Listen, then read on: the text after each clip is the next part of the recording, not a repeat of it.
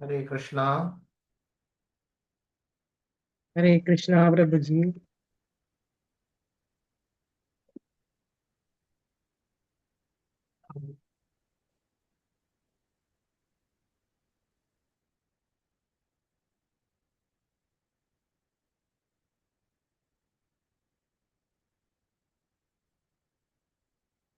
हरे कृष्णा।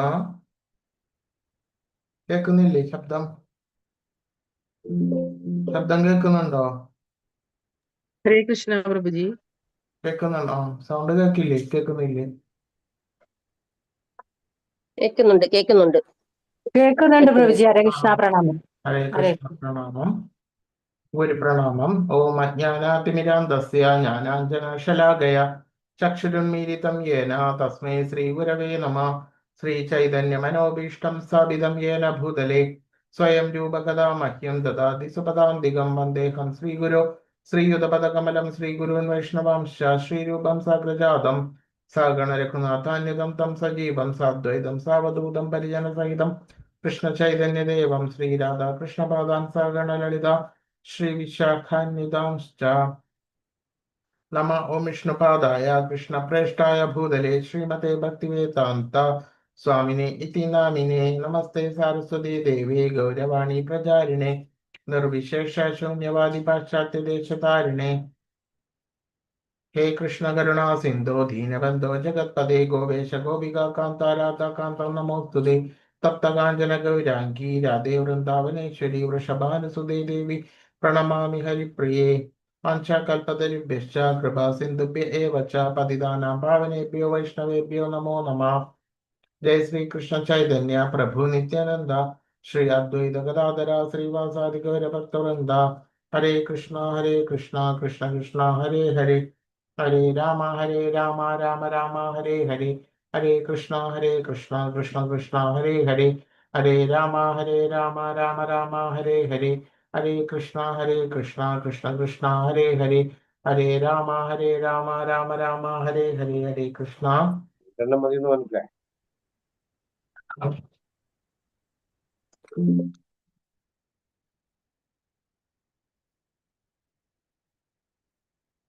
അപ്പോ നമ്മള് രണ്ടാമത്തെ അധ്യായമാണ് കഴിഞ്ഞത്.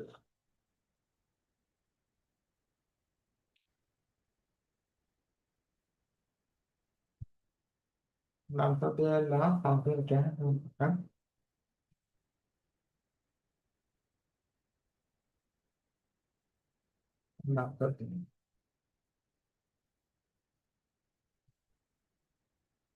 എല്ലാരും അറ്റൻഡൻസ് ഇടണേ. സാധന ചാർട്ട് ഇട്ടിട്ടുണ്ട്. ഹരേ കൃഷ്ണ.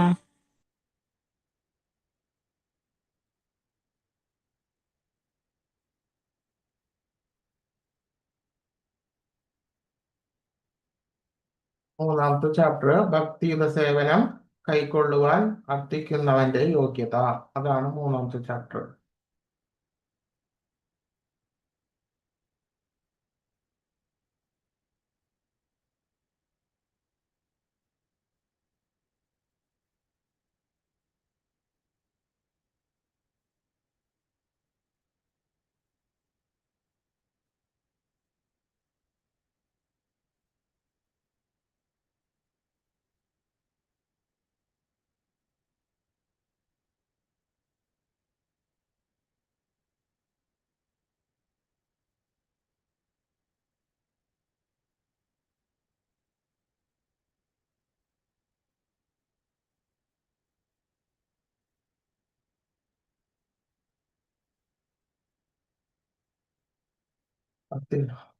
ശുദ്ധമായ ഭക്തി സേവനത്തിന്റെ സ്വതന്ത്ര സ്വഭാവം.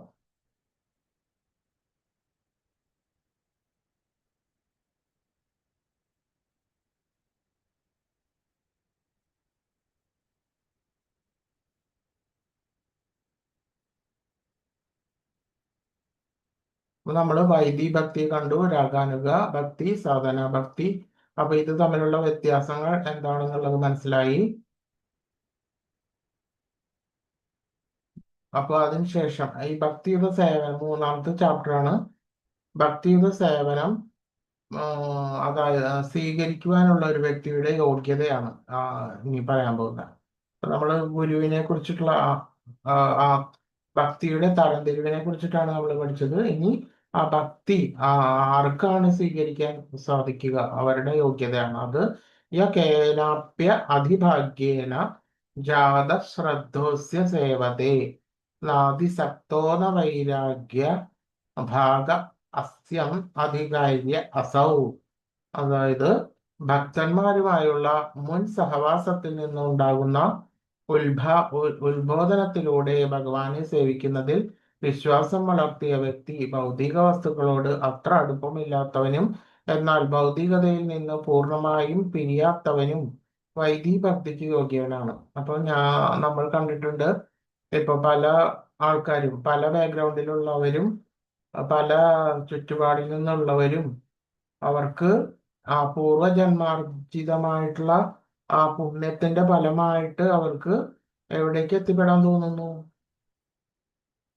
ഭക്തന്മാരുമായിട്ടുള്ള ആ സഹവാസത്തിലേക്ക് എത്തിപ്പെടാൻ തോന്നുന്നു. അങ്ങനെ വരികയാണെന്നുണ്ടെങ്കിൽ അവർക്ക് എന്താണ് ലഭിക്കുക? എന്ത് ലഭിക്കും? മോക്ഷം ലഭിക്കും. പുണ്യകർമ്മങ്ങൾ ചെയ്താൽ മോക്ഷം ലഭിക്കും. പുണ്യകർമ്മങ്ങൾ തീരുമ്പോൾ വീണ്ടും ജനിക്കേണ്ടി വരും. അല്ല, അതല്ല, അങ്ങനെയല്ല, ഭക്തിയാണ് ലഭിക്കുന്നത്. അത് പ്രേമഭക്തി.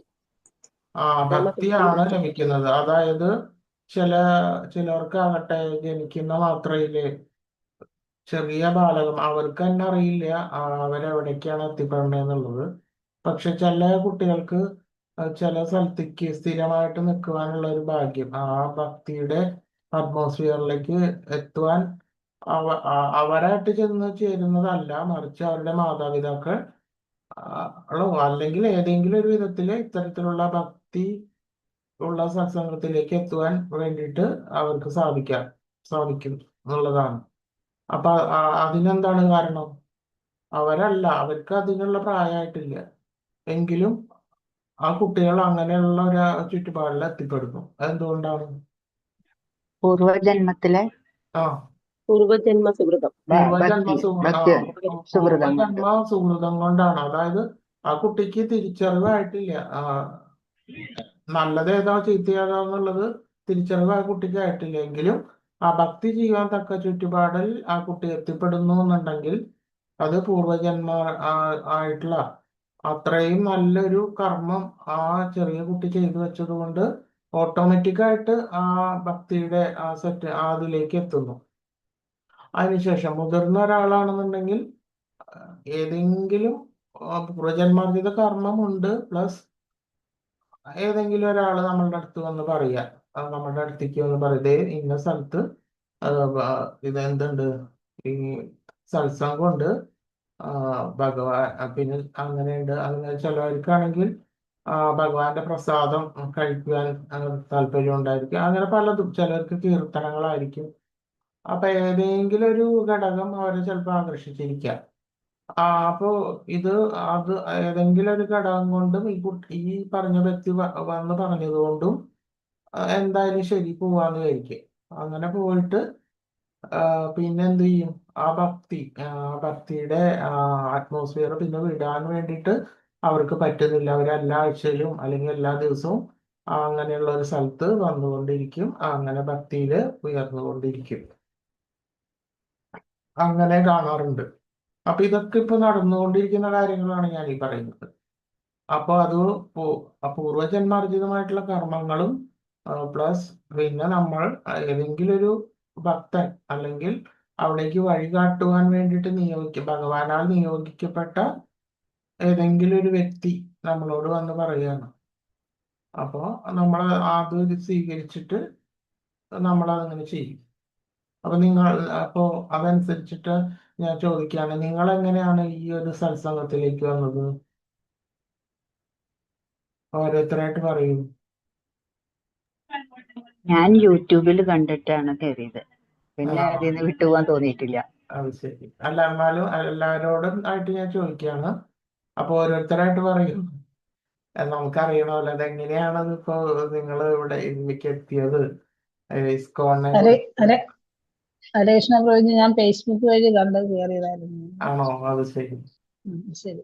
പിന്നെ പിന്നെ എന്റെ ആരാണ്? എന്റെ ആ മകളും ആ ഒക്കെ ലൈഫ് മെമ്പർഷിപ്പ് എടുത്തവരാണ്. ഇസ്കോണിലല്ലേ? അതെ. ഓക്കെ. അപ്പൊ ചിലവരാണെങ്കിൽ നാട്ടില് അറിയില്ല, പക്ഷെ അവരുടെ മക്കളോ ആരെങ്കിലും ഒരു ബന്ധക്കാരോ ഇപ്പൊ ഗൾഫിലാണെന്നുണ്ടെങ്കിൽ അവിടെ ഇസ്കോൺ നന്നായിട്ട് നടക്കുന്നുണ്ട്, യൂറോപ്പിലും ഒക്കെ. അപ്പൊ അവിടുന്ന് ഉള്ള ഒരു ഇതില് അവര് മുഖാന്തരം വന്നവരുണ്ടാവും. അതായത് മാതാപിതാക്കൾ ചിലപ്പോൾ മക്കളെ കൊണ്ടുവന്നിട്ടുണ്ടാവും, ചിലപ്പോൾ മക്കളെ മുഖാന്തരം മാതാപിതാക്കൾ വന്നിട്ടുണ്ടാവും. അങ്ങനെയൊക്കെ ഉണ്ടാവാറുണ്ട്. അതേപോലെ പറയൂ, വേറെ ആരാ പറയാനുള്ളത്?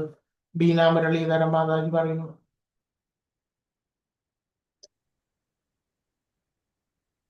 ആര് പറയും വേറെ? ഹരേ കൃഷ്ണ പ്രഭുജി, ആ ഞാന് ആ ഫേസ്ബുക്ക് വഴിയാ പ്രഭുജി. അതിനു മുമ്പ് ഇസ്കോൺ അമ്പലങ്ങളിലൊക്കെ വന്നിട്ടുണ്ട്. പക്ഷെ ഇത് വന്നിട്ടുണ്ട്. പഠിക്കാൻ പറ്റിയത് ഫേസ്ബുക്ക് കണ്ടിട്ടാണ്. ഓക്കെ. ഇപ്പൊ നിങ്ങളൊക്കെ ഇപ്പൊ എത്ര വർഷമായി ഇതില് ഈ ഭക്തി കണ്ടിന്യൂസ് ആയിട്ട് തുടർച്ചയായിട്ട് ഇത് ഇരിക്കാൻ തുടങ്ങിയിട്ട് ഇപ്പൊ എത്ര വർഷമായി? ഈ 5 നമ്മൾ വർഷമായി. പഠിച്ച ഒരു 5 വർഷമായി. 5 വർഷം. ഓരോരുത്തരായിട്ട് പറയൂ. ഇപ്പൊ വിമല മാതാജി 5 വർഷമായി, ഉഷാകുമാരി മാതാജി ഞാൻ 1 വർഷമേ ആയുള്ളൂ പ്രഭുജി. 1 1 വർഷമായി. വർഷം കഴിഞ്ഞു. അതെ. ശരി. ഞാനും 1 വർഷമായിട്ടുള്ളൂ. അതെ, 1 വർഷമായി. പിന്നെ ഹരേ ഗീതാ കൃഷ്ണ പ്രഭു ഹരേ ആ കൃഷ്ണ പ്രഭുജി, ഞാന് ഹായ്. ഞങ്ങളുടെ തൃക്കാക്കര അമ്പലമുണ്ട്, ആ ആ വാമനമൂർത്തി ക്ഷേത്രം. ആ അവിടുത്തെ ഉണ്ട് ഉണ്ട്. ഗ്രൂപ്പില് ഒരു ദിവസം ഇത് കണ്ടതാണ്. ഗ്രൂപ്പില് ഇങ്ങനെ ഭഗവത്ഗീത ക്ലാസ് സ്റ്റാർട്ട് ചെയ്യണൂന്ന് പറഞ്ഞിട്ട് ശരി. 1 വർഷം മുമ്പ്. ശരി. അപ്പൊ ഞാൻ അങ്ങനെ ജോയിൻ ചെയ്തതാണ്. Okay okay. അങ്ങനെ ഓരോരുത്തർക്കും പ്രഭുജി, ഏതെങ്കിലും തരത്തില് പറയൂ. ഞാൻ പറയൂ. എനിക്ക് ആ ഗുരുവായൂരിന്ന് ഒരു ഗ്രൂപ്പിലിട്ട് തന്നതാണ്. ഇങ്ങനെ ആ 18 ദിവസത്തെ എനിക്ക് പഠിപ്പിക്കുന്നുണ്ട്, ഇഷ്ടമുള്ളവർക്ക് കയറാന്ന് പറഞ്ഞിട്ട്. അപ്പൊ ആ ഞാൻ ലിങ്ക് അമർത്തിയതാണ്. അപ്പോഴാണ് ഞാൻ അതിൽ ഇതായത്. 1 വർഷമായി ഞാൻ പഠിച്ചു തുടങ്ങിയിട്ട്. ശരി. പിന്നെ അപ്പൊ അങ്ങനെ ഓരോ വ്യക്തികളിൽ കൂടിയാണ് ഓരോരുത്തര് അറിയുന്നത്, മനസ്സിലാക്കുന്നത്.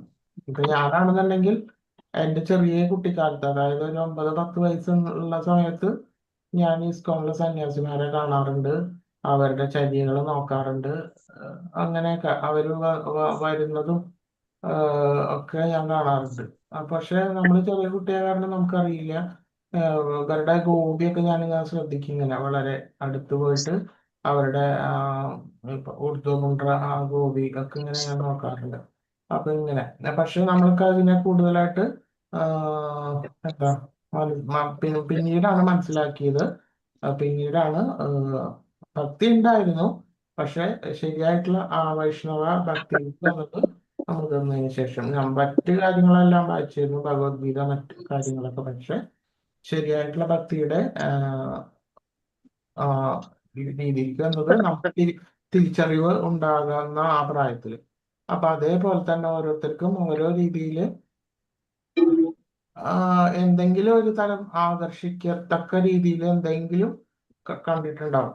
അതായത് കുറെ പേരിപ്പോ, അതായത് ഏതെങ്കിലും ഫേസ്ബുക്കിലോ മറ്റ് കാര്യങ്ങളിൽ ആകുമ്പോ, അപ്പൊ അതില് ഇപ്പൊ ഇസ്കോൺ ബാംഗ്ലൂര് അവരുടെ ഈ ഭഗവത്ഗീത അഡ്വർടൈസ്മെന്റ് ഇടാറുണ്ട്. അപ്പൊ അതിങ്ങനെ ഷെയർ ചെയ്ത് പോകും. അപ്പൊ സഞ്ചിതമായിട്ടുള്ള ആ പുണ്യകർമ്മങ്ങൾ ഉണ്ടാകുന്ന വ്യക്തിക്ക് അത് ആകർഷണീയമായിട്ട് തോന്നുകയും, അല്ലാത്ത വ്യക്തികൾക്ക് അത് എന്താകാം, നിരസിക്കുകയാണ് ചെയ്യുന്നത്. അപ്പൊ ഏതെങ്കിലും ഒരു പ്രത്യേകത കൊണ്ട് നമ്മൾ അതിലാകൃഷ്ടരാകുന്നു. അത് ആ സംഗീത കർമ്മം, ആ പുണ്യകർമ്മത്തിന്റെ അടിസ്ഥാനത്തിലാണ് അത് വരുന്നത്. അപ്പൊ അതേപോലെ തന്നെ പിന്നീട് നമ്മൾ ഇത്തരത്തിലുള്ള ഭക്തന്മാരുമായിട്ടുള്ള അസോസിയേഷനിൽ കൂടിയിട്ട് നമ്മൾ ഭക്തി വളർത്തിക്കൊണ്ടുവരികയാണ് ചെയ്യുന്നത്. അപ്പോൾ ഭക്തന്മാരുമായിട്ടുള്ള മുൻ സഹവാസത്തിൽ നിന്നുണ്ടാകുന്ന ഉത്ബോധനത്തിലൂടെ ഭഗവാനെ സേവിക്കുന്നതിൽ വിശ്വാസം വളർത്തിയ വ്യക്തി ഭൗതിക വസ്തുക്കളോട് അത്ര അടുപ്പമില്ലാത്തവനും എന്നാൽ ഭൗതികതയിൽ നിന്ന് പൂർണ്ണമായും പിരിയാത്തവനും വൈദിക ഭക്തിക്ക് യോഗ്യനാണ്. അപ്പോൾ പിന്നീട് നമ്മൾ ആ ഭക്തന്മാരുമായിട്ടുള്ള ഇപ്പൊ 12-13 പേര് കൂടി ഉണ്ടെങ്കിൽ ആ 13 പേരും ഫാമിലി ബാക്ക്ഗ്രൗണ്ട് 13 തരത്തിലാണ്. എങ്കിലും ഈ 13 പേരെയും കൂട്ടി യോജിച്ചത് എന്താണ്? എന്ത് ഘടകമാണ്? എന്ത് ഭക്തി ഘടകമാണ്? ഭക്തി. ഭക്തി. അപ്പൊ ഭക്തി ഭക്തി. അതുകൊണ്ടാണ് നമ്മളിപ്പോ ഈ ഒരു പ്ലാറ്റ്ഫോമില് നമ്മൾ ഈ ഒരു ഗ്രന്ഥം തമ്മിൽ ചർച്ച ചെയ്യാൻ വേണ്ടിയിട്ട് നമ്മളിവിടെ വന്നിരിക്കുന്നത്. അപ്പൊ അതുകൊണ്ട് തന്നെ നമ്മൾ പിന്നീടും എന്ത് ചെയ്യുന്നു? ശരിയായിട്ടുള്ള ആ ഭക്തിയുത സേവനത്തിന്റെ മാർഗത്തിലൂടെ വന്നിട്ട് എന്ത് ചെയ്യും? ആദ്യം വൈദിക ഭക്തിയാണ് ചെയ്യുന്നത്. അപ്പൊ അതാണ് നിങ്ങളെല്ലാവരും 16 മാല ജപിക്കുന്നില്ലേ ഇപ്പൊ എല്ലാവരും? ഉണ്ട്. വൈദിക ഭക്തി 16 മാല ജപിക്കുന്നുണ്ട്, ഭഗവാന്റെ ആരതി കാണുന്നുണ്ട്, മറ്റ് ആ, ആ, നവവിധ ഭക്തികൾ ചെയ്യുന്നുണ്ട്. അതുമാതിരി ഭാഗവതം, പുണ്യഗ്രന്ഥങ്ങൾ വായിക്കുന്നുണ്ട്. ഭാഗവതം, ഭഗവത്ഗീത മുതലായിട്ടുള്ള ശാസ്ത്ര ഗ്രന്ഥങ്ങൾ, ഭക്തിരസാമൃത സിന്ധു മുതലായിട്ടുള്ള വൈഷ്ണവ ശാസ്ത്രങ്ങൾ ഇതെല്ലാം വായിക്കുന്നുണ്ട്. അപ്പൊ ഇതെല്ലാം ആണ് ശരിയായിട്ടുള്ള വൈദിക ഭക്തി. ആ വൈദിക ഭക്തി കഴിഞ്ഞു മുന്നേറുമ്പോഴാണ് രാഗഭക്തി, രാഗാനുഗ ഭക്തി എല്ലാം വന്നു ചേരുന്നത്. അപ്പൊ ഇതെല്ലാം ആ വൈദിക ഭക്തിക്ക് യോഗ്യതയാണ്. അപ്പൊ നമ്മൾ ഇവിടെ ഉള്ളവരെല്ലാവരും യോഗ്യരാണ്. വൈദിക ഭക്തി ചെയ്യാൻ വേണ്ടിയിട്ട് യോഗ്യത ഉള്ളവരാണ് ഈ 12 പേര്.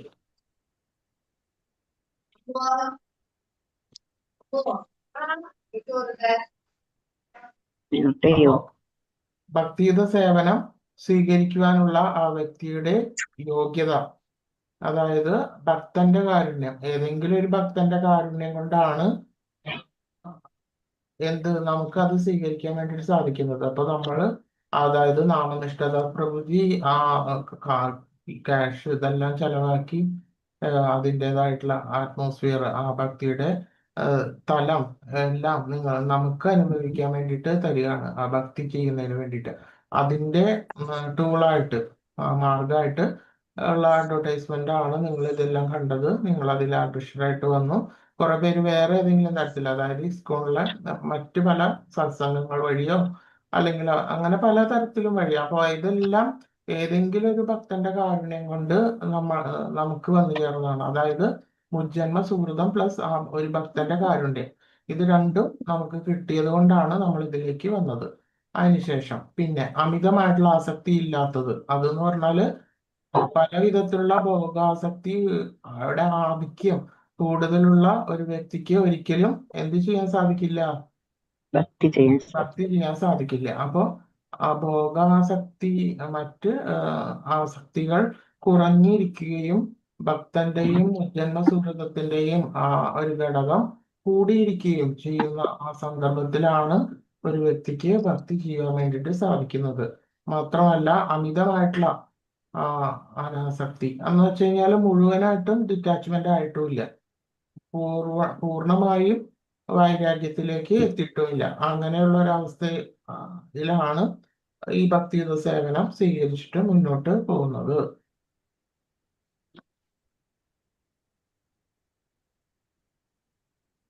ഭക്തിയുത സേവനം സ്വീകരിക്കാനുള്ള വ്യക്തിയുടെ യോഗ്യത, അപ്പൊ അതായത് ഒരു ഭക്തന്റെ കാരുണ്യം, ഭഗവാന്റെ ആ ഭക്തിയുത സേവനത്തിനെത്തുന്ന ഈ 4 വിധ ഭക്തരും ഒരു ശുദ്ധ ഭക്തന്റെ സത്സംഗം ഉണ്ടായാൽ പരിശുദ്ധി നേടി പരമഭക്തന്മാരാകും. ദുഷ്കൃതികളെ സംബന്ധിച്ചിടത്തോളം ജീവിതം സ്വാർത്ഥമയവും സംയമരഹിതവും ആധ്യാത്മിക ലക്ഷ്യങ്ങൾ ഇല്ലാത്തതും ആകയാൽ അവർക്ക് ഭക്തിയുത സേവനം ദുഷ്കരമാണ്. എന്നാൽ അവരിൽ ചിലർ യാദൃശ്ചികമായിട്ട് ശുദ്ധഭക്തന്മാരാകുവാനുള്ള സമ്പർക്കത്താൽ ശുദ്ധഭക്തരായിട്ട് തീരുന്നു. അതായത് ഭഗവാന്റെ ഭക്തിയുത സേവനത്തിന് ഈ 4 വിധ ഭക്തന്മാർ, അത് നമ്മൾ ഭഗവത്ഗീതയില് പറയുന്നുണ്ട്. എന്താ ഏതൊക്കെ തരാണ്? ആർത്തൻ, ആർത്തൻ, അത്യാർത്തി, ജിജ്ഞാസു, അത്യാർത്തി, ജിജ്ഞാസു, ജ്ഞാനി,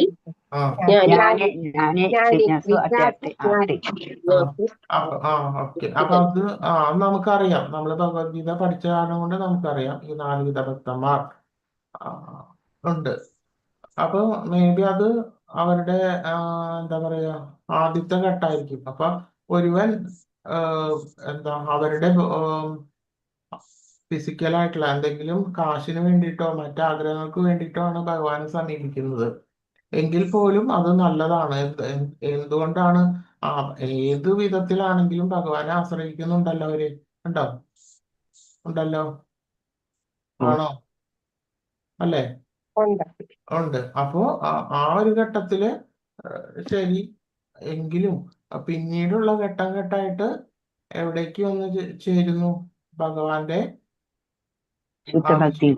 ഉത്തമമായിട്ടുള്ള ആ ഭക്തി സേവനത്തിലേക്ക് വന്നു ചേരാം അവർക്ക്. അപ്പൊ ഇത് അർത്ഥാർത്ഥി ആണെങ്കിലും ഒരു ആദ്യത്തെ ഒരു ചവിട്ടുപടി ആയിരിക്കും. പിന്നീട് അവർ ആ ശുദ്ധമായിട്ടുള്ള ഭക്തി സേവനത്തിലേക്ക് എത്തിപ്പെടാൻ അവർക്ക് സാധ്യതയുണ്ട്. അത് ശുദ്ധമായിട്ടുള്ള ഒരു ഭക്തന്റെ സത്സംഗം ഉണ്ടായാലും, അതായത് നമ്മള് സത്സംഗത്തിൽ എത്തുമ്പോൾ അവിടെ ശുദ്ധരായിട്ടുള്ള പരിശുദ്ധ ഭക്തന്മാരെല്ലാം വന്നു പോകുന്ന സ്ഥലമാണ്. അപ്പൊ ഒരു ഇസ്കോൺ ക്ഷേത്രത്തിലാണെങ്കിൽ അതേമാതിരി ശുദ്ധമായിട്ടുള്ള വൈഷ്ണവ ഭക്തന്മാർ വരുന്നു. അവർ പ്രഭാഷണം ചെയ്യുന്നു, അവർ ആരതി നടത്തുന്നു. ഇതെല്ലാം നമുക്ക് കാണാൻ സാധിക്കും. അപ്പൊ അവരെ നമസ്കരിക്കുക, അവരെ ആദരിക്കുക വഴി നമുക്ക് എന്ത് ലഭിക്കും? ഭക്തിക്കുള്ള ആ ഒരു ഉയർച്ച നമുക്ക് ലഭിക്കും. അങ്ങനെ പരിശുദ്ധ ഭക്തന്മാരുടെ സത്സംഗം ഉണ്ടായിക്കഴിഞ്ഞാലും നമ്മുടെ ആ ദുഷ്കൃതികളെല്ലാം നശിച്ചു പോയിട്ട് ആ ഭക്തിയിൽ ഉയർച്ച നേടുവാൻ വേണ്ടിയിട്ട് സാധിക്കും. ആധ്യാത്മിക അതായത് സംയമരഹിതവും ആധ്യാത്മിക ലക്ഷ്യങ്ങളില്ലാത്തതുമാകയാൽ അവർക്ക് ഭക്തി സേവനം ചിലർക്കാകട്ടെ ദുഷ്കരമാണ്. അതായത് ഭോഗത്തിനോടുള്ള അത്യാർത്തി കൊണ്ട് അവർക്ക് ദുഷ്കരമാണ്. എങ്കിലും ചിലപ്പോൾ അതായത് ഈ ഞാൻ നേരത്തെ പറഞ്ഞ പോലെ അർത്ഥാർത്ഥി ആണെങ്കിലും ചിലപ്പോൾ ഒരു ശുദ്ധ ഭക്തന്റെ സാമീപ്യം കൊണ്ട് അവർക്ക് ഭക്തിയിൽ ഉയരാൻ വേണ്ടിയിട്ട് സാധിക്കും.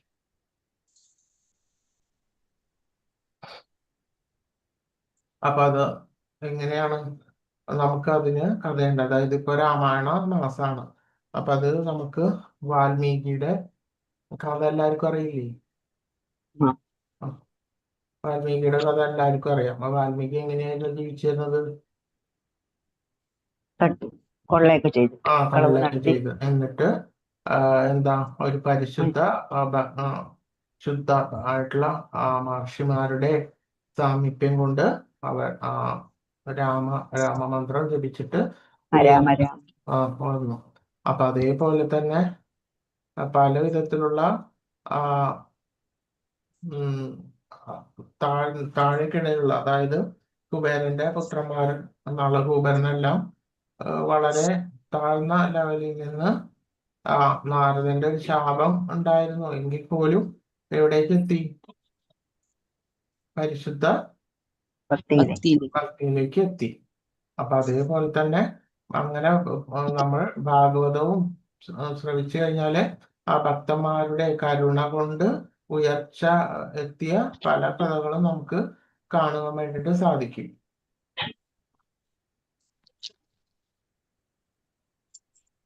ഭക്തിയുത സേവനം സ്വീകരിക്കുന്നതിനുള്ള വ്യക്തിയുടെ യോഗ്യത: ഭൗതികതയോട് അമിതമായിട്ട് അടുപ്പമില്ലാത്തതും പൂർണ്ണമായും പിരിയാത്തതും, രാഗദ്വേഷ വിമുക്തേസ്തു വിഷയാനീന്ദ്രിയ ഐശ്വരൻ ആത്മവൈശ്യർ വിധേയാത്മാ പ്രസാദമതി ഗച്ഛതി. രാഗദ്വേഷങ്ങളിൽ നിന്ന് വിമുക്തനായി സ്വാതന്ത്ര്യത്തിന് വേണ്ടിയിട്ടുള്ള നിബന്ധനകൾ വഴി ഇന്ദ്രിയങ്ങളെ നിയന്ത്രിക്കുന്ന ഒരു വ്യക്തിക്ക് ഭഗവാന്റെ പൂർണ്ണ കാരുണ്യം ലഭ്യമാകും. അപ്പോൾ അമിതമായിട്ടുള്ള ഭോഗത്തിനും ആസക്തിയോടും മുഖം തിരിച്ച് അതിൽ നിന്ന് മാറി ടെസ്റ്റ് ചെയ്തിട്ട് എവിടേക്ക് നോക്കണം? എവിടേക്ക് ഫോക്കസ് ചെയ്യണം? ഭഗവാനിലേക്ക് നോക്കണം. അങ്ങനെ എങ്ങനെ നോക്കണം? സർവ ഇന്ദ്രിയങ്ങളും എല്ലാം തന്നെ, മനസ്സും ഇന്ദ്രിയങ്ങളും ഭഗവാന്റെ നേരെ തിരിച്ചുവിട്ട് അങ്ങനെ ജീവിക്കുന്നവർക്ക് ഭഗവാന്റെ പൂർണ്ണമായിട്ടുള്ള ആ കാരുണ്യം ലഭ്യമാകും. ഹരേ കൃഷ്ണ പ്രഭുജി. പേജ് എത്രയാ പ്രഭുജി? പേജ് എത്രയാ പ്രഭുജി? ഇപ്പൊ നമ്മളിപ്പോ പേജ് ഇതല്ല, സ്ലൈഡാണ് ഞാൻ ഡിസ്കസ് ചെയ്യുന്നത്. പേജ് ഇപ്പൊ ഞാൻ ആ ഭക്തി സേവനം കൈക്കൊള്ളാൻ അർത്ഥിക്കുന്നവരുടെ യോഗ്യത എന്നുള്ള ആ ലെസൺ സെഷൻ, ഇതിലുള്ള സെഷനാണ് നോക്കുന്നത്. പിന്നീട് പാരഗ്രാഫ് ഒന്ന് ഡിസ്കസ് ചെയ്യാം കുറച്ചും കൂടി കഴിഞ്ഞിട്ട്. ഹരേ കൃഷ്ണ. പേജ് അപ്പോ 39. അപ്പൊ ഇതിന്റെ തന്നെ ബുക്കില് റിപ്പീറ്റേഷൻ ആണ് ഈ 39 മുതൽ ബുക്കിലുള്ളത്. 39. Page number 40. ഇതിലിപ്പോ 39. പക്ഷെ നമ്മളിപ്പോ ഈ സ്ലൈഡ് ഇതിൽ കാണുന്ന സ്ലൈഡാണ് ഡിസ്കസ് ചെയ്യുന്നത്. ഇത് കഴിഞ്ഞിട്ട് ഇതിന്റെ തന്നെ ആവർത്തനമായിരിക്കും ഈ പാരഗ്രാഫ് വായിക്കുമ്പോൾ. അപ്പൊ ഇത് രണ്ടും നമ്മൾ ചെയ്യുന്നുണ്ട്. അപ്പൊ കുറച്ചും കൂടി എന്താ ആ പോയിന്റ്സുകൾ നിങ്ങൾക്ക് ആവർത്തിച്ച് വരുമ്പോൾ കുറച്ചും കൂടി കിട്ടും. അതിന് വേണ്ടിയിട്ടാണ് ഞാൻ ചെയ്യുന്നത്. അപ്പൊ ഇതന്നെ ഞാൻ പിന്നീട് ആവർത്തിക്കും. ഇങ്ങനെ ഈ ബുക്കിൽ ഈ ആ പാരഗ്രാഫ് ഓടിച്ചു ഇങ്ങനെ വായിച്ചു പോകുമ്പോൾ പിന്നീട് അത് ആവർത്തിക്കുമ്പോൾ പിന്നീടും ഈ പോയിന്റ്സ് തന്നെ ആദ്യം വരും.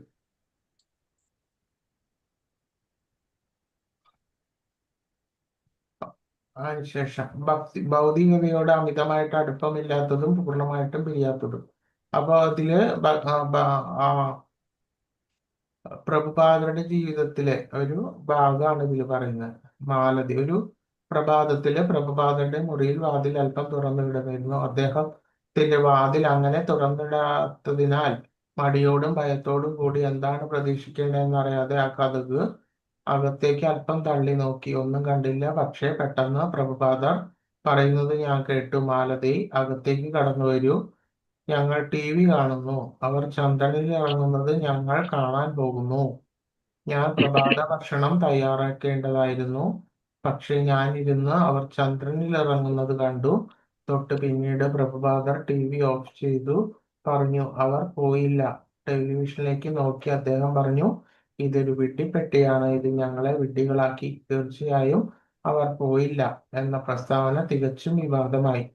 പ്രഭുപാദിന്റെ പ്രസ്താവന അംഗീകരിക്കാൻ കഴിയാത്ത അദ്ദേഹത്തിന്റെ ദാസൻ പുരുഷോത്തം ഉൾപ്പെടെയുള്ള ഭക്തൻ ഭക്തി സേവനത്തിൽ നിന്ന് പിന്മാറാനുള്ള കാരണമായി അത് ചൂണ്ടിക്കാട്ടി.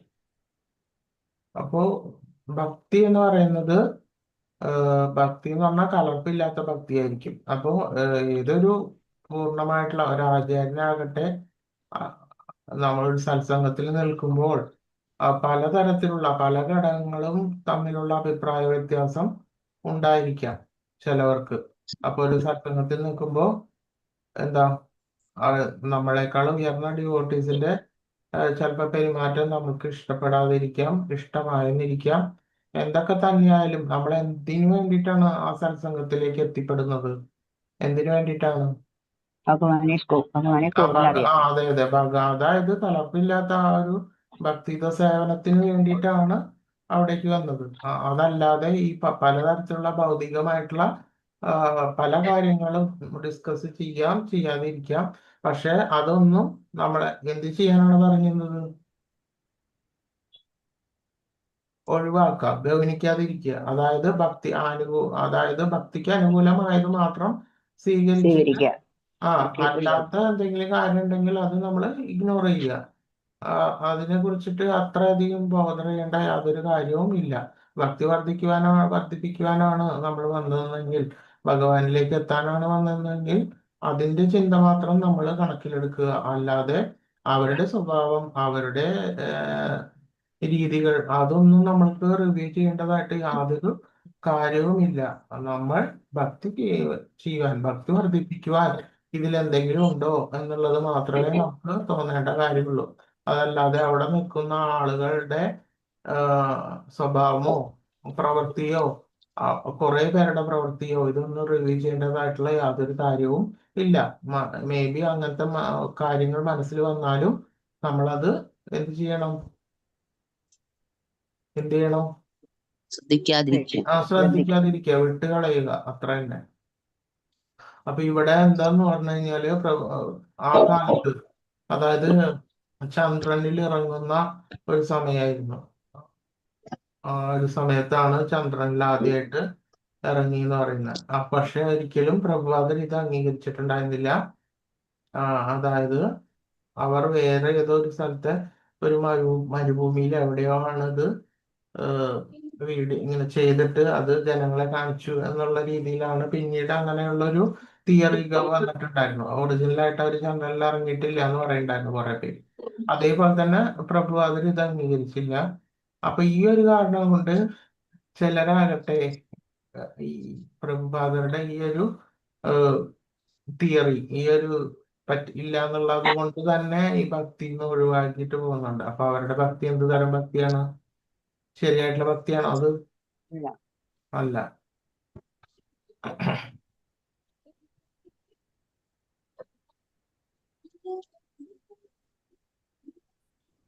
ഭക്തിയുത സേവനം സ്വീകരിക്കുന്നതിനുള്ള വ്യക്തിയുടെ യോഗ്യത. 100% ഭക്തിയുത സേവനത്തിൽ ഏർപ്പെട്ടിരിക്കുന്ന മഹാത്മാക്കളുമായുള്ള ആ സമ്പർക്കത്തിന്റെ ഫലമായി ഒരാൾ ശ്രീകൃഷ്ണനിലേക്ക് കുറച്ചൊക്കെ ആകർഷിക്കപ്പെടുന്നു. എന്നാൽ അതേസമയം തന്നെ ഫലാപേക്ഷയുള്ള കർമ്മങ്ങളിലുള്ള താല്പര്യവും ഭൗതികവും ഐന്ദ്രിയവുമായിട്ടുള്ള ആ സുഖഭോഗങ്ങളിലുള്ള ആസക്തിയും കുറയുന്നില്ല. പലതരത്തിലുള്ള ത്യാഗസന്നദ്ധത ഉണ്ടായിട്ടുമില്ല. അങ്ങനെയുള്ള ഒരാൾക്ക് കൃഷ്ണനിൽ അചഞ്ചലമായിട്ടുള്ള വിശ്വാസമുണ്ടെങ്കിൽ ഭഗവാനെ ഭക്തി സേവനം നടത്താൻ അർഹത നേടുന്നു. അതായത്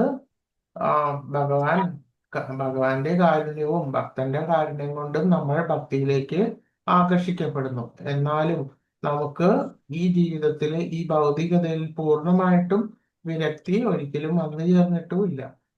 ആ സുഖഭോഗങ്ങളിലുള്ള ആസക്തിയും നമ്മൾക്ക് കുറയുന്നില്ല. പലതരത്തിലുള്ള ത്യാഗസന്നദ്ധത ഉണ്ടായിട്ടുമില്ല. അങ്ങനെ ഒരാൾക്ക് കൃഷ്ണനിൽ ഭഗവാനിൽ അചഞ്ചലമായിട്ടുള്ള വിശ്വാസം ഉണ്ടെങ്കിൽ ആ ഭക്തിയുടെ സേവനം നമുക്ക് തുടരാനുള്ള അർഹത നമ്മൾ നേടുന്നു. ക്ലിയർ ആവുന്നോ പറയുന്നത്? അപ്പൊ നമ്മൾ ഇപ്പോഴത്തെ സ്റ്റേജില് എല്ലാവരും ഈ 13 പേരും ഈ ഒരു സ്റ്റേജിലുള്ളതാണ്. നമുക്ക് എല്ലാവർക്കും ഈ ഭക്തിയുടെ സേവനം ചെയ്യാൻ അർഹതയുണ്ട്. അതേപോലെ നമ്മള് മുന്നോട്ട് എന്താണ് ഭൗതികതയെ ഉപേക്ഷിച്ചിട്ടില്ല. ഭൗതികതയെ നമ്മൾ ഉപേക്ഷിച്ചിട്ടുമില്ല. മറിച്ച് ആ ഭക്തരുടെയും ഭഗവാന്റെയും കരുണ നമ്മളിൽ എപ്പോഴും ഉണ്ട് താനും. അതുകൊണ്ടാണല്ലോ നിങ്ങളിപ്പോ ഇത്രയും നാളും നമ്മള് ഭക്തി വിടാതെ നമ്മളിരിക്കുന്നത്. ഇപ്പൊ എല്ലാവരും എത്ര കൊല്ലായി? 2 കൊല്ലം 3 കൊല്ലമൊക്കെ ഇല്ലേ? 1 കൊല്ലം അല്ലേ? 1.5-2 കൊല്ലം. പക്ഷെ ചിലരാകട്ടെ ഇതേമാതിരി ഇപ്പൊ ഞാൻ കുറച്ചു മുമ്പ് പറഞ്ഞ പോലെ ഇപ്പൊ ഏതെങ്കിലും ഒരു ഭക്തരോ ആചാര്യനുമായിട്ടുള്ള ചെറിയൊരു അഭിപ്രായ വ്യത്യാസം കൊണ്ട് ഈ ഭക്തിയിൽ നിന്ന് പോയിട്ടും ഉണ്ടാവില്ല. അപ്പൊ അവരുടെ ഭക്തി എന്ത് ഭക്തിയാണ്? അത് ശരിയായിട്ടുള്ള ശാസ്ത്രവും ഭഗവാനിൽ ഉയർത്ത വിശ്വാസവും അവർക്കില്ല. മറിച്ച് അവർ വർത്തമാന കാലഘട്ടത്തിൽ നേരിടുന്ന ഒരു ചെറിയ അഭിപ്രായ വ്യത്യാസം കൊണ്ട് പിരിഞ്ഞു പോകുന്ന ആൾക്കാരെയും നമുക്ക് കാണാൻ വേണ്ടിയിട്ട് സാധിക്കും. അങ്ങനെ അതുകൊണ്ടാണ് പറയുന്നത് നമ്മുടെ ലക്ഷ്യവും നിശ്ചയദാർഢ്യവും നമ്മളുടെ മാർഗവും എല്ലാം കൃത്യവും കുറ്റമറ്റതുമായിരിക്കും. മറ്റ് സൈഡിൽ പലതരത്തിലുള്ള കാര്യങ്ങൾ നടക്കുന്നുണ്ടാവാം. അതൊന്നും നമ്മൾ കണക്കിലെടുക്കേണ്ടതായിട്ടുള്ള കാര്യം തന്നെ ഇല്ല.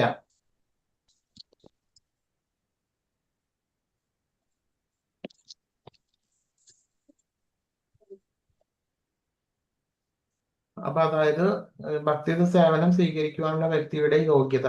അതിൽ തന്നെ ഉത്തമ, മധ്യമ, കനിഷ്ഠ ഇങ്ങനെയുണ്ട്. ഉത്തമാധികാരി, മധ്യമാധികാരി, കനിഷ്ഠാധികാരി.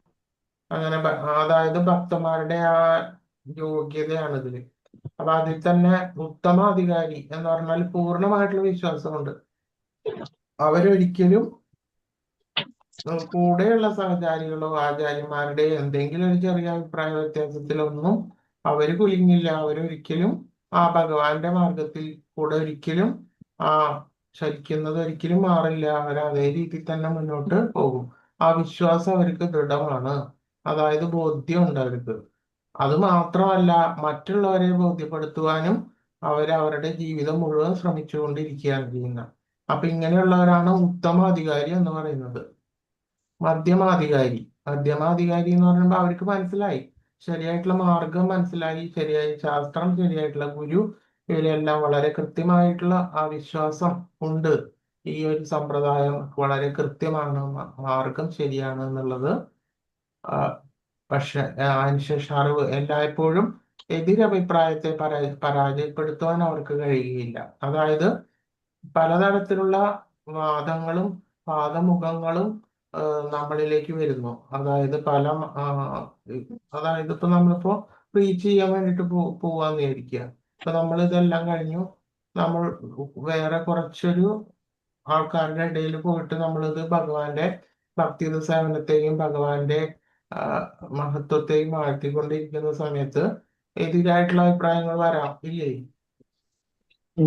വരും. അതായത് നിരീശ്വരവാദികളുണ്ട്, മായാവാദികളുണ്ട്, അങ്ങനെ പലതരത്തിലുള്ള അവ്യക്തകതവാദികളുണ്ട്, അതുമാതിരി താമസികരായിട്ടുള്ള ആളുകളുണ്ട്.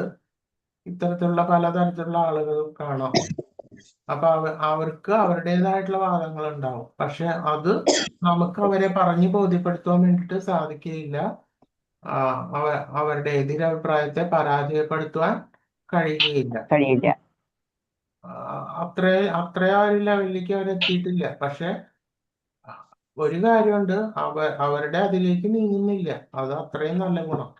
ചിലവര് ഇത്തരത്തിലുള്ള ആളുകൾ ഇങ്ങനെ പല തരത്തിലുള്ള വാദമുഖങ്ങൾ പറയുമ്പോ ചിലർ വിചാരിക്കും, ഓ അതാണ് ഈ ഭക്തൻ വിചാരിക്കും, അതാണല്ലോ ശരി എന്ന് പറഞ്ഞിട്ട് അങ്ങനെ ആ വിശ്വാസത്തെ ഖണ്ഡിച്ചു പോകുന്നവരുണ്ടാകാം. പക്ഷെ അവരത് ചെയ്യുന്നില്ല. മറിച്ച് അവരുടെ വാദമുഖങ്ങളെ പരാജയപ്പെടുത്തുവാനുള്ള ശേഷി ഇവർക്കില്ല എന്ന് മാത്രമേ ഉള്ളൂ. അങ്ങനെയുള്ളവരാണ് മധ്യമ അധികാരി എന്ന് പറയുന്നത്. പക്ഷെ ഉത്തമാധികാരിക്ക് മറ്റുള്ളവരെ ബോധ്യപ്പെടുത്തുവാനുള്ള കഴിവ് വളരെ വ്യക്തമായിട്ടുണ്ട്.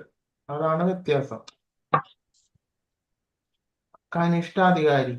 കനിഷ്ഠാധികാരിക്ക് സംശയമാണ് ഇപ്പോഴും, അതായത് ദുർബലാണ്. അവർ വന്നിട്ടേ ഉള്ളൂ പ്രാഥമികമായിട്ട്. ശരിയായിട്ടുള്ള ദൃഢനിശ്ചയം ഒന്നും ആയിട്ടില്ല. അവരത് ചെയ്തുകൊണ്ടിരിക്കുന്നേ ഉള്ളൂ ഭക്തി. അവർക്ക് മറ്റുള്ളവരുടെ വാദമുഖങ്ങൾ മറ്റു കാര്യങ്ങളൊന്നും അവർക്ക് മറുപടി കൊടുക്കുവാനൊന്നും അവർക്ക് അറിയില്ല. അവർ വന്നിട്ടേ ഉണ്ടാവുള്ളൂ. അങ്ങനെ ഒരു സ്റ്റേജ്.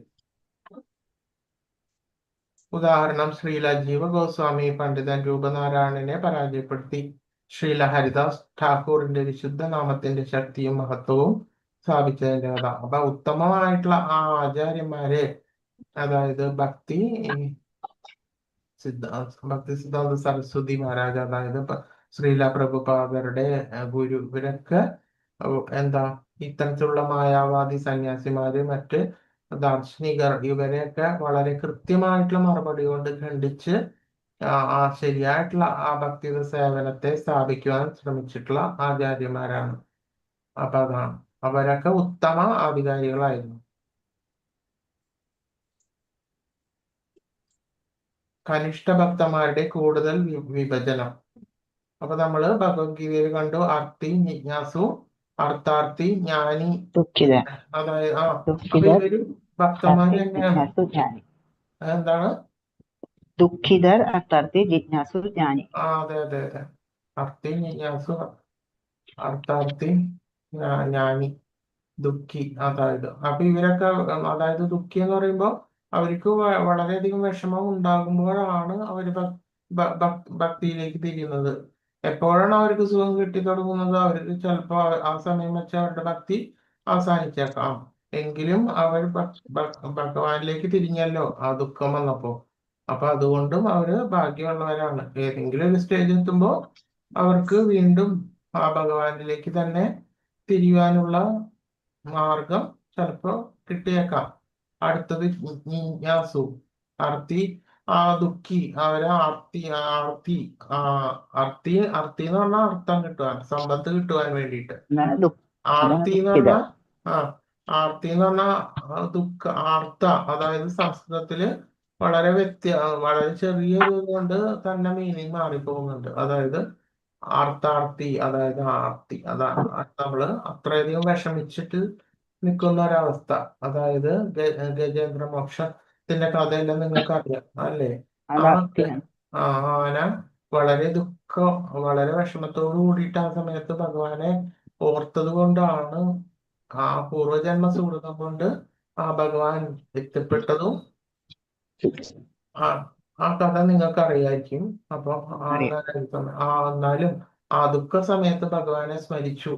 അത് തന്നെ ഒരു സുഹൃതാണ്. അതേപോലെ ജിജ്ഞാസി, നൈമിഷാരണ്യത്തിലെ ഋഷിമാര് ഭാഗവതത്തിന്റെ സൂത ഗോസ്വാമി, ഈ ആചാര്യന്മാരിൽ നിന്ന് ആ ഭഗവാനെ കുറിച്ചിട്ട് ശ്രവിക്കുന്ന ആ കഥ, ആ സമയം, ആ ഭാഗവതത്തില്. അപ്പൊ അത് അവർക്ക് ഭഗവാനെ കുറിച്ച് അറിയണം. എന്താണ്, ഇങ്ങനെയാണ് ആ ജിജ്ഞാസ. അതാണ് നമ്മൾ അവിടെ കാണുന്നത്. അർത്ഥാർത്ഥി ധ്രുവ മഹാരാജാവ്. ധ്രുവ മഹാരാജാവ് ആദ്യഘട്ടത്തില് അർത്ഥം, അതായത് സമ്പത്ത്, അധികാരം, ഇതൊക്കെ കിട്ടാൻ വേണ്ടിയിട്ടാണ് ഭഗവാന്റെ അടുത്തേക്ക് പോയത്. പ്രാർത്ഥിച്ചത്. അല്ലെ? ആ ധ്രുവ അതെ മഹാരാജാവ്, ആ അതെ സുനിധി അതെ ശീലിയുടെ ഒക്കെ അവരുടെ ആ കഥയൊക്കെ അറിയാം അറിയില്ലേ നിങ്ങൾക്ക്? ഉവ്വ് ഉവ്വ്. അപ്പോ അത് പോകാനുണ്ടായ കാരണം എല്ലാം നിങ്ങൾക്ക് അറിയാമെന്ന് വിചാരിക്കുന്നു. അപ്പൊ ഈ കഥയൊന്ന് വിവരിക്കാൻ ഇപ്പൊ ഇവിടെ നേരമില്ല, അതുകൊണ്ടാണ്. അപ്പൊ അതുകൊണ്ട് തന്നെ ആ പിതാവിൽ നിന്നുള്ള സ്നേഹം കിട്ടുന്നില്ല. എന്തുകൊണ്ടാണ്? അവർക്ക് അതിന് ആ സമയത്ത്, ആ ഒരു സാഹചര്യത്തില് അവരതിനുള്ള ഏബിൾ അല്ല, അവർക്ക് ആ കഴിവില്ല. അത് ആ സമ്പത്ത്, പ്രശസ്തിയും ഉണ്ടാകണം എന്നുള്ള ആ ഒരു ചിന്ത, പ്രേമയ്ക്ക് എത്തണം എന്നുള്ള ഒരു ചിന്ത കൊണ്ടാണ് ധ്രുവമഹാരാജ് ആ ഭഗവാനെ സ്മരിക്കാനും ആ ഭക്തിക്ക് വേണ്ടിയിട്ടും കാട്ടിലേക്ക് പോയതും പിന്നീട് നാരദന്റെ, അതായത് ഉത്തമമായിട്ടുള്ള ഒരു ആചാര്യന്റെ സമ്പർക്കം കൊണ്ട് ആ ഭക്തിയിൽ ഉയർന്നത്. ആ ജ്ഞാനി 4 കുമാരന്മാർ, അതായത് ശരിയായിട്ടുള്ള കലർപ്പില്ലാത്ത ശുദ്ധ ഭക്തി ആ 4 കുമാരന്മാരിൽ നമുക്ക് കാണാൻ പറ്റും. അപ്പൊ ഇതിലെല്ലാം വെച്ചിട്ട് ഉത്തമമായിട്ടുള്ളത് ആ 4 കുമാരന്മാർ, സനത്കുമാരന്മാരാണ്. അവർ ഉത്തമമായിട്ടുള്ള ആ കലർപ്പില്ലാത്ത ആ ഭക്തി അവർക്ക് ഉണ്ടായിരുന്നു. അറിയില്ലേ 4 കുമാരന്മാർ? അറിയാം. അറിയാം. അപ്പൊ ഈ വൈഷ്ണവ ഭക്തി ഭാരതത്തില് പ്രചാരം ഉള്ളതില് ആ ഭഗവാനിൽ നിന്ന്, സനൽകുമാരന്മാരിൽ നിന്ന് അറിഞ്ഞിട്ടുള്ള ആ പരമ്പര, ആ 4 കുമാരന്മാരുടെ ആ പരമ്പര ഉണ്ട്. ആ വൈഷ്ണവ പരമ്പര നിലവിലുണ്ട്. ആ ഒരു രീതി ഇപ്പോഴും തുടർന്നു പോകുന്നുണ്ട്.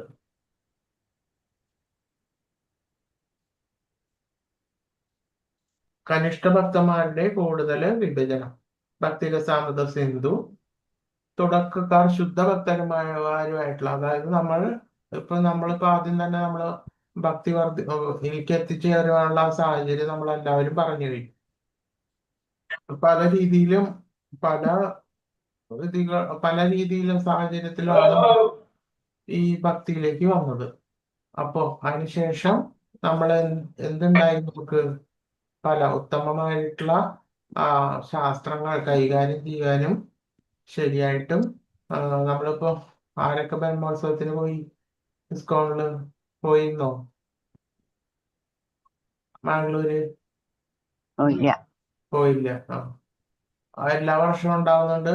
മിക്കവാറും എല്ലാവരും പോകാറുണ്ട്. സാധാരണ ഒരു കൊല്ലം ആയില്ലെങ്കിൽ അടുത്ത കൊല്ലം അങ്ങനെ പോകാറുണ്ട്. അല്ലെങ്കിൽ അവർക്ക് സമയം കിട്ടുന്ന സമയത്ത് അവര് പോകുന്നു. അതുമാതിരി അവർ തന്നെ പല വിശുദ്ധമായിട്ടുള്ള വൃന്ദാവനം, മറ്റ് സ്ഥലങ്ങളിലേക്ക് എല്ലാവരും ഭക്തന്മാരെ കൊണ്ടുപോകുന്നുണ്ട്. അപ്പൊ അതെല്ലാം എന്തിനാണ് അതെല്ലാം ചെയ്യുന്നത്? ആ ശുദ്ധമായിട്ടുള്ള ആ ഭക്തിയുടെ തലത്തിലേക്ക് എത്തിയിട്ട് അത് ഉയർത്തുവാൻ വേണ്ടിയിട്ടുള്ള സാഹചര്യങ്ങളാണ് അവർ നമുക്ക് നൽകുന്നത്. അപ്പോൾ ശുദ്ധ ഭക്തന്മാരുമായിട്ട് സഹവസിക്കുകയാണെങ്കിൽ രണ്ടാമത്തെ തലത്തിലേക്കോ അല്ലെങ്കിൽ ഒന്നാമത്തെ തലത്തിലേക്കോ ഉത്തമാധികാരിയുടെ തലത്തിലേക്കോ ഒക്കെ ഉയരാൻ വേണ്ടി സാധിക്കും. അതാണ് സ്വയം ഉയർത്തുവാനുള്ള മാർഗം. അപ്പൊ നമ്മളെ തന്നെ ഉത്തരേതാത്മനാത്മാനം, നമ്മളെ തന്നെ ഉയർത്തി കൊണ്ടുവരാനുള്ള വഴി നമ്മൾ തന്നെ നോക്കേണ്ടതുണ്ട്. അപ്പൊ അതിനുള്ള സാഹചര്യങ്ങൾ മാത്രമേ ആര് സൃഷ്ടിക്കുന്നുള്ളൂ?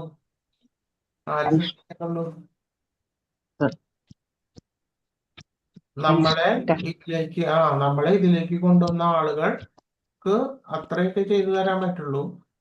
അതായത് ശരിയായിട്ടുള്ള ഭക്തന്മാരായിട്ടുള്ള സംസർഗം, അതുമാതിരി ശുദ്ധമായിട്ടുള്ള ഭക്തി വർദ്ധിപ്പിക്കുവാൻ പറ്റിയ കേന്ദ്രമായിട്ടുള്ള വൃന്ദാവനം, മറ്റ് ഇന്ത്യയിലെ ശുദ്ധമായിട്ടുള്ള സ്ഥലങ്ങൾ, പിന്നെ ഭാഗവതം, അങ്ങനെയുള്ള ഭക്തി വർദ്ധിപ്പിക്കാനുള്ള കാര്യങ്ങൾ അവർക്ക് നമ്മളെ സപ്പോർട്ട് ചെയ്യാൻ വേണ്ടിയിട്ടേ പറ്റുള്ളൂ. നമ്മൾ തന്നെ അതെല്ലാം തെരഞ്ഞെടുത്തിട്ട് നമ്മൾ തന്നെ ഉയരാൻ വേണ്ടിയിട്ട് ശ്രമിക്കണം.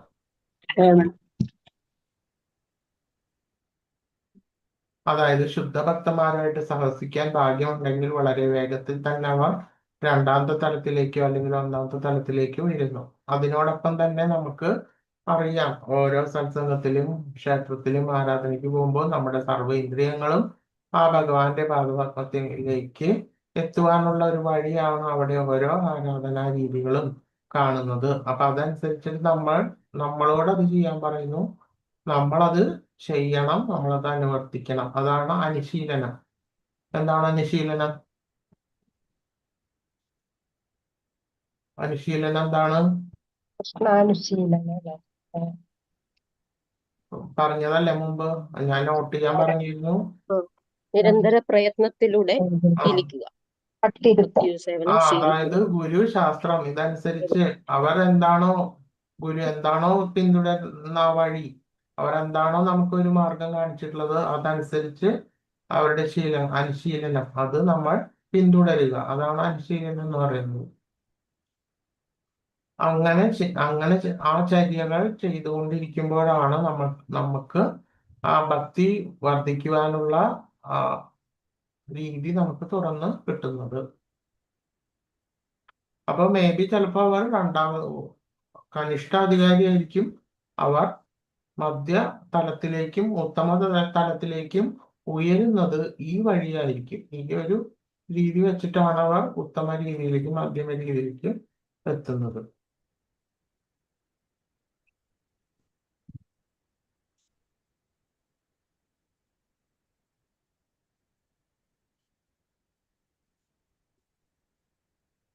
കൃഷ്ണനോട് അടുപ്പം പുലർത്തുന്ന ജ്ഞാനിയായിട്ടുള്ള ഒരു മനുഷ്യൻ അവന്റെ ദുരിതം ലഘൂകരിക്കുന്നതിനോ അഥവാ ധനസമ്പാദനത്തിനോ വേണ്ടിയോ ഒരു തിരിച്ചുവരവും ആഗ്രഹിക്കുന്നില്ല.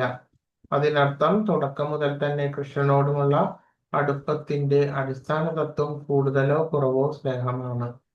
കൃഷ്ണനോട് അടുപ്പം പുലർത്തുന്ന ജ്ഞാനിയായിട്ടുള്ള ഒരു മനുഷ്യൻ അവന്റെ ദുരിതം ലഘൂകരിക്കുന്നതിനോ ധനസമ്പാദനത്തിനോ വേണ്ടി, അതായത് ഭക്തിയിലേക്ക് എപ്പോഴാണ് എത്തുന്നത്, എന്താണ് നമുക്ക് വരുന്ന ഒരു പ്ലസ് പോയിന്റ്? എന്ത് വരുന്നു?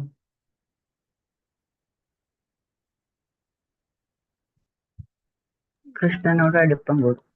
നമ്മൾ ഭഗവാനോട് ഇപ്പൊ നിങ്ങളുടെ സ്വന്തം അനുഭവം ഞാൻ ചോദിക്കുന്നത്, വേറെ എവിടുന്നും എടുക്കാനല്ല. ദുഃഖങ്ങൾ ഉണ്ടാവില്ല, ദുഃഖങ്ങൾ കുറയും. ദുഃഖങ്ങൾ കുറയും. എന്തായാലും ദുഃഖങ്ങൾ കുറയാനുള്ള ഹേതു എന്താ?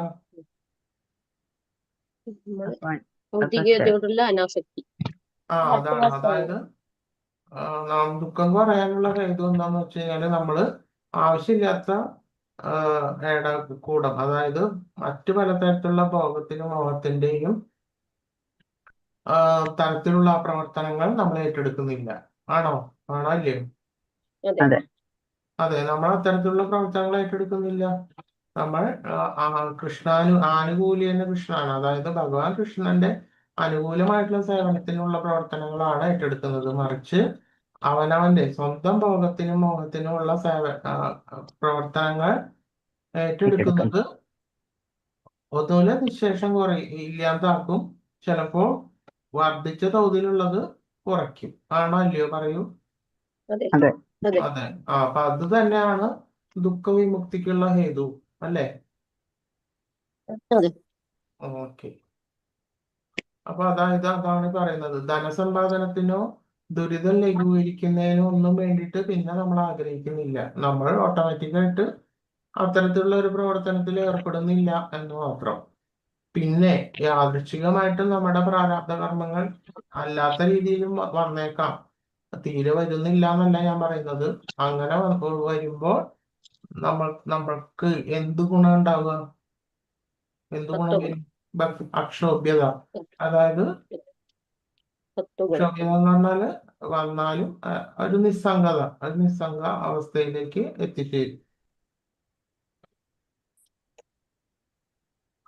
അപ്പോൾ ശരിയായിട്ടുള്ള അടിസ്ഥാന തത്വം എന്താ? ഭഗവാനോടുള്ള കുറഞ്ഞ അളവിലുള്ള സ്നേഹമോ കൂടുതൽ അളവിലോ, അതായത് നമ്മുടെ ഭക്തി അനുസരിച്ച് അതിരിക്കും. നമുക്ക് കുറഞ്ഞ തോതിലോ കൂടുതലുള്ള തോതിലോ ഭക്തി, ഭഗവാൻ കൃഷ്ണനോടുള്ള ആ സ്നേഹം, ആ അറ്റാച്ച്മെന്റ് കൂടുതലായിട്ട് വന്നുകൊണ്ടിരിക്കും.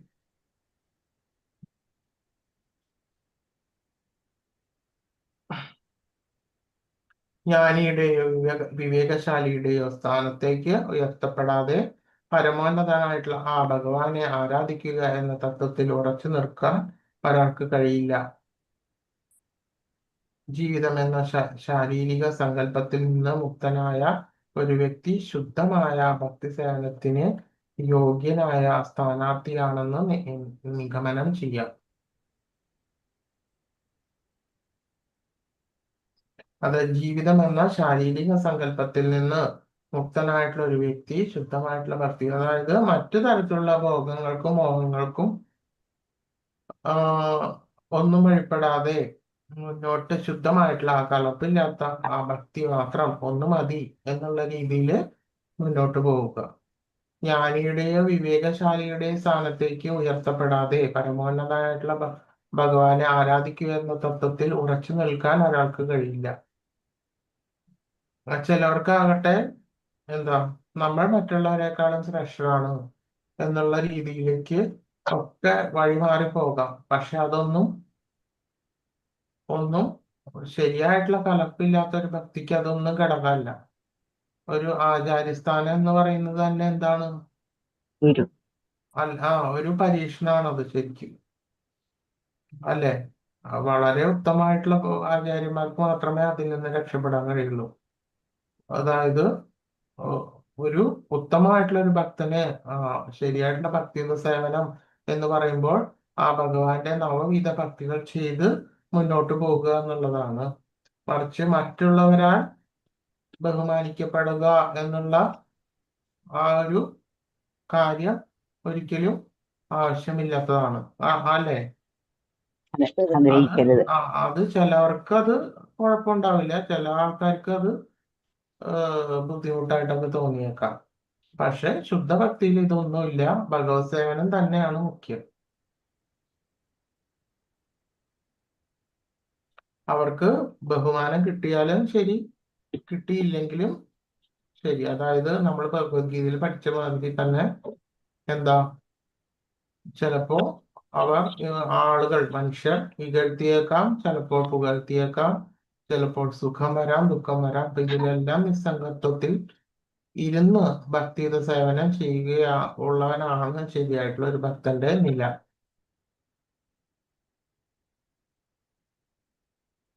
വൈകുണ്ഠത്തിൽ നിന്നും കൃഷ്ണലോകത്തേക്ക് മുക്തിയുടെ ഈ 4 ഘട്ടങ്ങൾ കൈവരിച്ച ചില മുക്തന്മാരായിട്ടുള്ള വ്യക്തികൾ കൃഷ്ണനോട് വാത്സല്യം വളർത്തിയെടുക്കുകയും ആത്മീയ ലോകമായിട്ടുള്ള ആ ഗോലോക വൃന്ദാവന ഗ്രഹത്തിലേക്ക് സ്ഥാനക്കയറ്റം നേടുകയും ചെയ്തേക്കാം.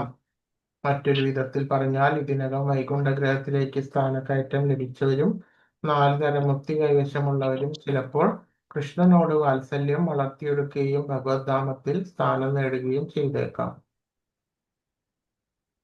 അപ്പോൾ മുക്തി ലഭിച്ച മുക്തിയുടെ 4 ഘട്ടങ്ങൾ കൈവരിച്ച ആളുകളും ഉന്നതമായിട്ടുള്ള ഭഗവാന്റെ ഭഗവദ്ധാമത്തിലേക്ക് എത്തുവാൻ വേണ്ടിയിട്ട് യത്നിക്കുന്നു.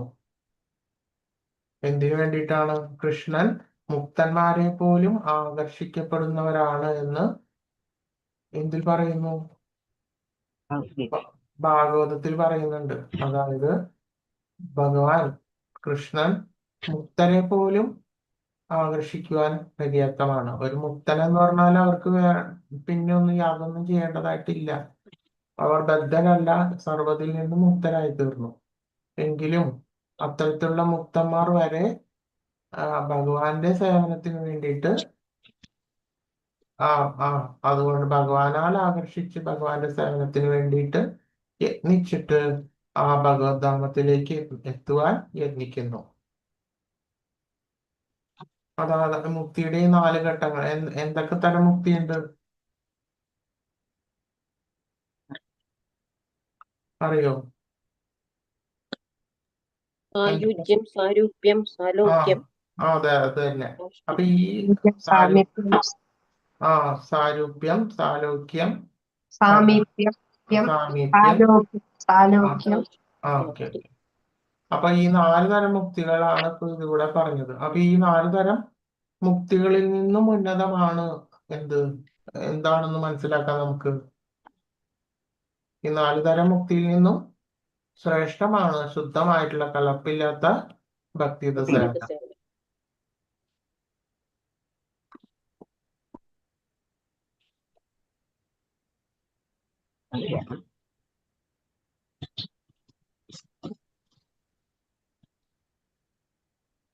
പരമോന്നത ഭഗവാന്റെ പലതരം ഭക്തന്മാരിൽ ഭഗവാന്റെ യഥാർത്ഥ രൂപത്തിലേക്ക്, ഭഗവാന്റെ യഥാർത്ഥ രൂപം എന്ന് പറഞ്ഞാല് എന്താ, ഭഗവാൻ ശ്രീകൃഷ്ണന്റെ ആ രൂപം തന്നെയാണ്, ആ ശ്യാമസുന്ദര രൂപം തന്നെയാണ് ഭഗവാന്റെ യഥാർത്ഥ രൂപം എന്ന് പറയുന്നത്.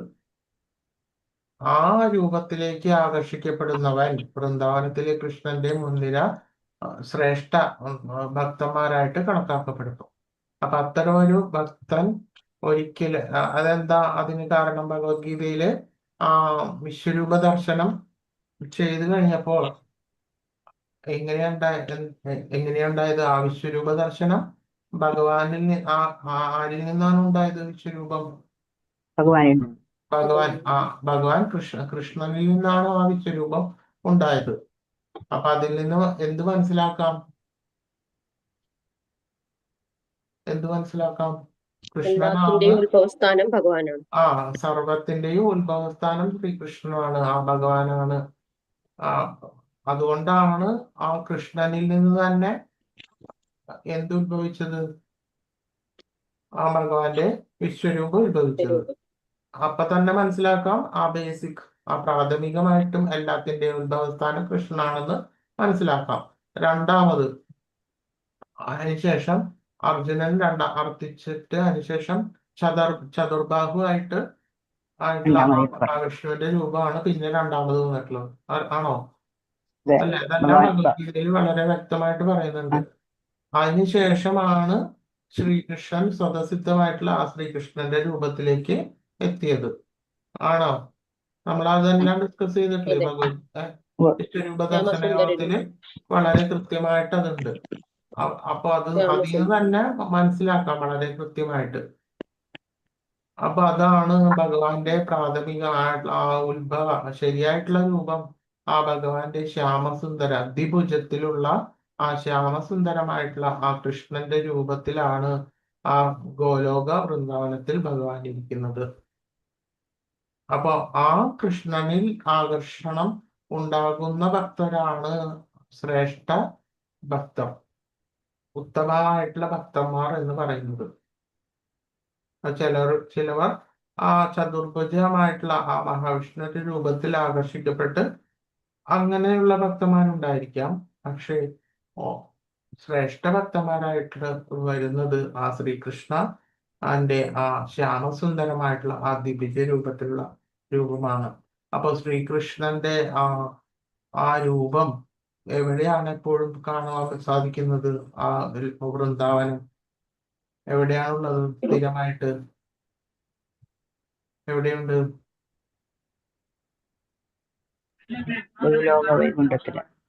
ഗോലോക വൃന്ദാവനത്തിലാണ് ശ്രീകൃഷ്ണന്റെ സ്വതസിദ്ധമായിട്ടുള്ള ആ രൂപം എപ്പോഴും എല്ലായ്പ്പോഴും ആ കൃഷ്ണന്റെ സാന്നിധ്യം അവിടെയാണുള്ളത്. അവിടെയാണ് ആ ഭഗവാൻ ഇരിക്കുന്നത്. ആ ഒരു ഭക്തൻ സമയം കഴിയാറായി, ഇത് കൂടി കഴിഞ്ഞിട്ട് കഴിഞ്ഞു. അത്തരം ഒരു ഭക്തൻ വൈകുണ്ഠത്തിലോ ദ്വാരകയുടെ സമൃദ്ധിയിലോ ഒന്നും തന്നെ ആകർഷിക്കപ്പെടുന്നില്ല. ഭഗവാൻ കൃഷ്ണൻ ഭരിച്ചിരുന്ന ആ രാജകീയ നഗരം, ഗോകുലത്തിന്റെ അല്ലെങ്കിൽ വൃന്ദാവനത്തിലെ ഭഗവാന്റെ വിനോദങ്ങളിൽ ആകർഷിക്കപ്പെടുന്ന ഭക്തർ ഏറ്റവും ഉയർന്ന ഭക്തന്മാരാണ്. അപ്പോ ആ ഭഗവാൻ ജീവിച്ചിരുന്ന ആ സമയത്ത് തന്നെ വൃന്ദാവനത്തിൽ മറ്റ് സ്ഥലങ്ങളിലുള്ള ഭക്തന്മാർ ഒരിക്കലും ആ ദ്വാരകാധീശനായിട്ടുള്ള കൃഷ്ണനെ അല്ല ആരാധിച്ചിരുന്നത്, ആകർഷണം തോന്നിയത്, മറിച്ച് ആ ശ്യാമസുന്ദരമായിട്ടുള്ള ആ ഗോലോക വൃന്ദാവനത്തിലുള്ള ആ രൂപത്തെയാണ് അവർക്ക് ആകർഷണീയമായിട്ട് തോന്നിയത്. എന്തുകൊണ്ടെന്നാൽ ആ സ്വതസിദ്ധമായിട്ടുള്ള ആ രൂപം ആ ഭഗവാന്റെ എന്താണ്, ആ വൃന്ദാവനത്തിൽ ഇരുന്നിരുന്ന ആ കൃഷ്ണ രൂപമാണ് ആ ഗോലോക വൃന്ദാവനത്തിലും സ്ഥിരമായിട്ടുള്ളത്. ആ രൂപം തന്നെയാണ്. അതാണ് അത്തരത്തിലുള്ള ഭക്തന്മാരാണ് ശ്രേഷ്ഠരായിട്ടുള്ള ഭക്തന്മാർ, ഉയർന്ന ഭക്തന്മാർ എന്നാണ് നമ്മൾ പറയുന്നതല്ല, രൂപ ഗോസ്വാമിയുടെ നിഗമനം. അപ്പൊ രൂപ ഗോസ്വാമി ആരായിരുന്നു?